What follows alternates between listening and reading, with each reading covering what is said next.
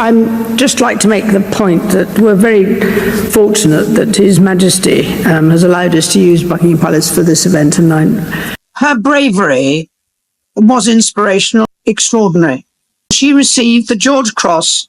She would never accept any recognition for her special contribution without reminding us that she was the face of a much wider body of operations, made possible by a network of dedicated teams behind the scenes. The color of the thundering horses, the shining medals, and the colorful flags flapping in the June wind all contribute to the unquestionably spectacular experience of trooping. The world's and Britain's hearts are captured in this show. However, something unusual occurred during the 2025 King's birthday procession, leaving people in awe and royal insiders chattering. With her equestrian skills on full show, Princess Anne went center stage to make a game-changing revelation, in addition to managing her feisty horse gallant among 300 musicians. The Princess of Wales, Catherine, received the title of Marshal of the Monarch's Honor. This event, which was revealed at a moving halt in the Coldstream, was much than simply a ceremonial flourish. It was a daring gesture that raised Catherine's position and sparked rumors of unrest beyond the palace walls. The guards' trooping of their color represented a seismic change in the future of the monarchy. Why is this event being referred to as the start of a new royal period, and what really transpired on that sunny day in London? Let's begin the narrative. We promise you will want to read it through to the very end because of all the amazing details. Trooping the color is not a typical occurrence. The British sovereign's official birthday has been celebrated for more than 260 years with a spectacular show of military might and regal splendor. With more than 1,400 soldiers, 200 horses, and 400 musicians dressed in scarlet tunics and bearskin caps, London's Horse Guard Parade came to life on June 14th, 2025. The Guards, commemorating their 375th anniversary, trooped their king's color and presented a regimental flag to King Charles III in a moment of solemn pride. While the royal family walked from Buckingham Palace, crowds queued up in front of them, their applause blending with the steady pounding of drums. Beneath the glitz and glamour, however, something was developing that would change the story of the monarchy. At 76, King Charles chose to accompany Queen Camilla in a carriage parade. This choice was influenced by his continued cancer treatment. Prince William, Princess Anne, and Prince Edward, however, took to their horses, their military uniforms gleaming with gold stitching and medals. This marked a permanent departure from his days of riding horses, a tradition he last maintained in 2023 when a top noble received a black mare as a gift from the Royal Canadian Mounted Police. With a bearskin cap emblazoned with the regiment's green and white plume, William rode Derby, a horse that had previously been a gift to Queen Elizabeth II in his capacity as Colonel of the Welsh Guards. As she skillfully handled Noble's sporadic restlessness, Anne, the Princess Royal, was a picture of authority in her blues and royals dress, her decorations, and the light. The third member was Edward, Duke of Edinburgh. Standing in a cream Amelia Wickstead coat dress, the brooch on her Irish Guard gave a hint to her position as their colonel. However, none could have foreseen the honor that would soon be given to her. At 74, Princess Anne is still one of the monarchy's most accomplished equestrians. This was demonstrated once more at Trooping the Color 2025. Procession reached its climax. The mayor, who had previously challenged King Charles in 2023, became agitated due to the roar of the crowd and the clamor of 300 musicians, but Anne remained composed. She brought Noble back with a firm touch and a little change of reins to maintain her constant attention. Observers of the royal family were astonished. This lady did more than simply bike, she gave an order. The scene that would steal the show had the ideal preamble. King Charles, sitting in his chariot, led a minute of silence for the victims of the recent Air India jet catastrophe, which lost 241 lives, including 53 Britons. While the Coldstream Guards halted to display their color, the royals' outfits were draped with black armbands, a solemn homage that anchored the day's grandeur in collective sorrow. However, Anne took advantage of this pause and stood up in her stirrups, her voice clear and determined. She spoke to the regiments that had gathered, and the country watching live on BBC One in front of His Majesty and the Household Division, declaring, "I am honored to appoint Catherine, Princess of Wales, as Marshal of the Monarch's Honor to represent the crown in ceremonial salutes to our regiments." The crowd cheered and the crowd echoed down the mall. Catherine, standing on the dais next to King Charles in her cream outfit and catching the sunlight, looked momentarily stunned. Her kids were beaming with pride as they watched from a neighboring balcony. With a gap-toothed smile on his face, Prince Louis saw Anne dismount with the poise of an experienced rider and go to Catherine's side to officially accept her new position. What precisely is the Marshal of the Monarch's honor? The gesture was simple but powerful.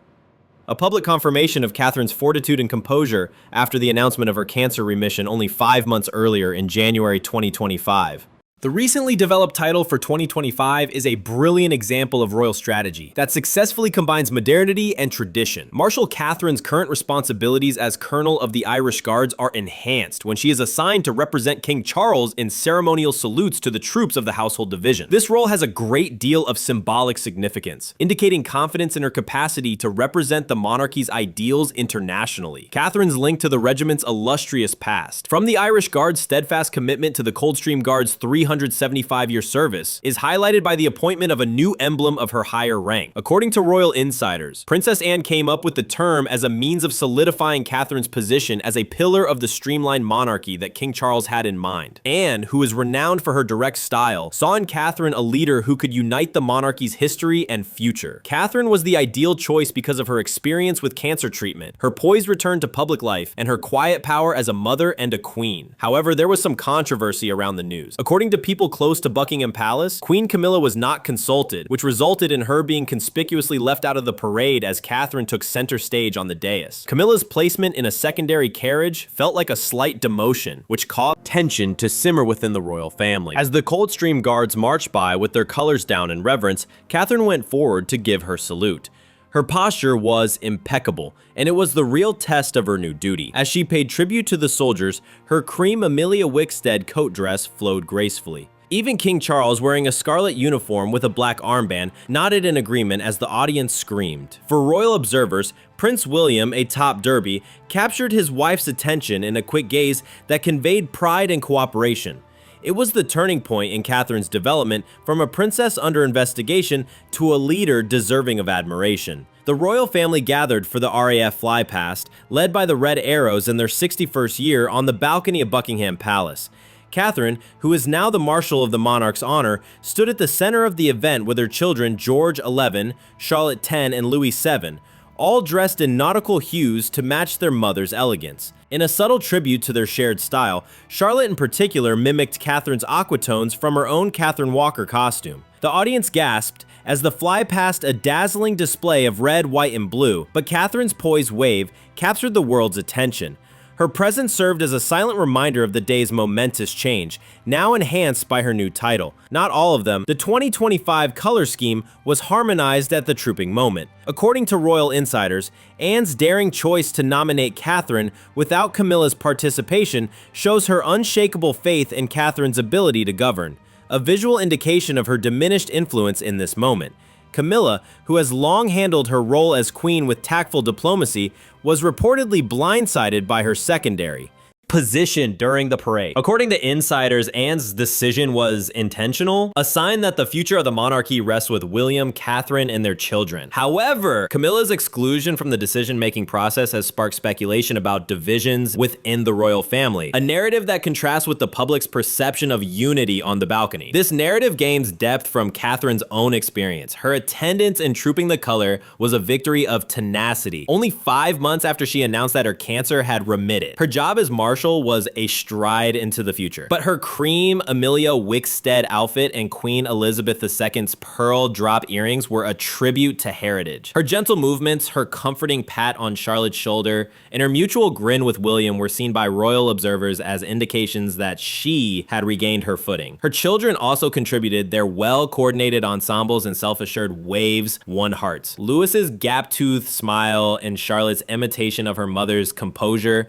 served as reminders that the next generation of the monarchy is already emerging. The unsaid connection between Princess Anne and Catherine is at the core of this momentous occasion. Catherine has long been mentored by Anne, the monarchy's workhorse, who helps her navigate the challenges of royal life. Despite being less well known, Catherine's riding prowess and their mutual love of horses have created a bond that goes beyond social convention. In addition to being a calculated move, Anne had a personal reason for appointing Catherine as Marshal. The official recognition during the parade, with Anne walking to Catherine's guards, is still the heir. The foundation of this new age is their cooperation, which is clear from their brief looks throughout the march. The following chapter concerns their children, George, Charlotte, and Louis. They are already learning the lessons of responsibility and elegance, as seen by their self-assured waves and well-coordinated attire. Charlotte's composed manner, which is reminiscent of her mother's, suggests that the Wales family will lead with cohesion and purpose in the future. Princess Anne plays a crucial part in this change.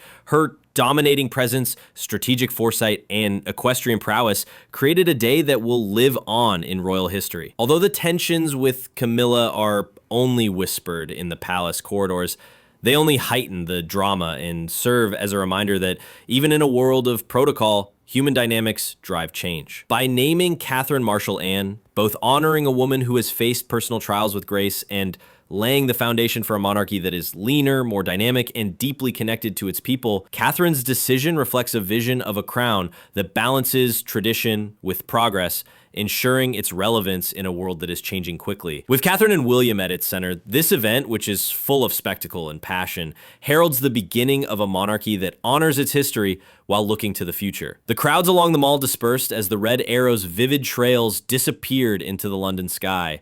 But the excitement surrounding Trooping the Color 2025 was only getting started. Catherine's appointment as Marshal of the Monarch's Honor has raised a lot of questions about her future and the direction of the monarchy. What responsibilities does this new position entail for her, and how will it influence the future of the House of Windsor? According to royal analysts, Catherine's title will mark the beginning of a period of increased responsibility, especially in ceremonial and military context. Her presence is a symbol of continuity as King Charles, 76, prioritizes his health amid ongoing cancer treatment. Her poised salute to the Coldstream Guards was just the first glimpse of a princess stepping into a leadership role that could redefine royal protocol. She is already a familiar figure at regimental events as a colonel of the Irish Guards. But as Marshal, she is poised to lead salutes at major parades from the King's birthday to the cenotaph. Not only that, however, Catherine's children, Prince George, Princess Charlotte, and Prince Louis are all becoming important figures in this developing story. Insiders claim that Catherine and William are carefully preparing their children for public life by striking a balance between royal duties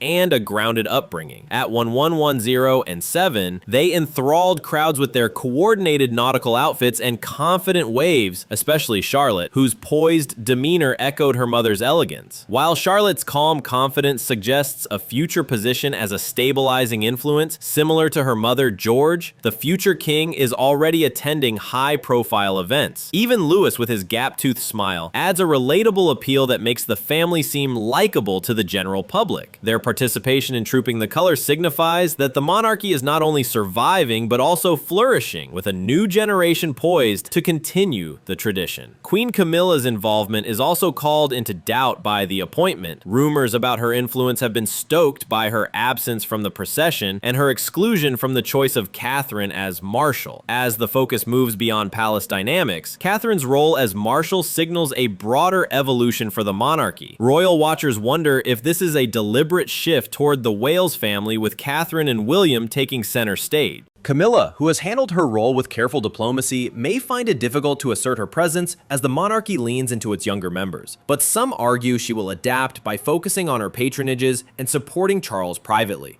With Catherine serving as its public face, Princess Anne's idea of a contemporary, slimmed-down institution is becoming a reality. She is an approachable but inspirational character because of her tenacity, which is shown by her cancer remission. Will she go overseas to attend military events as the crown's representative? Could her position encourage new customs that combine the monarchy's history with an optimistic outlook? The sight of Catherine saluting the icy stream guards, her cream Amelia Wickstead costume catching the sunshine, is ingrained in the collective consciousness, and the audience is now watching intently. The possibilities are unlimited. Her path from a young lady navigating royal life to a leader influencing its future is captured in this moment. Princess Anne's trust, the applause of the audience, and William's pleased look all contribute to the tale of transformation, not just for Catherine, but also for the monarchy as a whole. Tell us about your best Trooping the Color 2025 moment and keep checking back for more heartfelt royal tales. Look for The Crown.